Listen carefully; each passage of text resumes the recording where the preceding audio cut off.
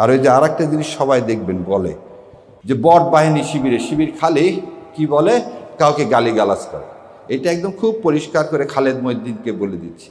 দেখেন, আমাকে পুরস্কার ঘোষণা করছে, আমাকে মেরে ফেলে দেওয়া হলে 30 লাখ টাকা দেওয়া হবে।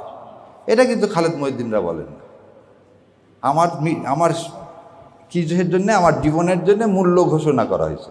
তাই আমি বলছি আমার মূল্য তো আল্লাহ নির্ধারণ করে দিচ্ছে, তোমাদের তো দরকার নেই, এবং টাকা লাগলে আসো আমি দিয়ে দিচ্ছি। সো এই জিনিসটা, এই যে বট বাহিনী, এগুলো আমাদের জন্য এটা থাকবে। যারা ইসলামকে এখন সবসময় মনে রাখতে হবে, যে অ্যাঙ্গেলেই কথা বলুক, সবার একটা সমস্যা আছে। আমি এক টক শোতে বলছিলাম, ইসলামের নাম শুনলে আপনাদের মধ্যে চুলকায়, আর উনি খুব ক্ষেপে গিয়েছে যে চুলকায় শব্দটা ওইভাবে বলা উচিত হয়নি। ইসলাম সম্পর্কে একটা অ্যালার্জি আছে। কেন অ্যালার্জি আছে? ইসলাম হলে তো দুর্নীতি করতে পারবেন না। প্রথম জিনিসটা কি? ইসলাম হলে আপনি তো দুর্নীতি করতে পারবেন না। ইসলাম হলে অন্যের হক নষ্ট করতে পারবেন না। ইসলাম হলে 72 থেকে 75 সালে বাংলাদেশের কোনো সম্ভ্রান্ত পরিবারের মেয়েরা স্কুল কলেজে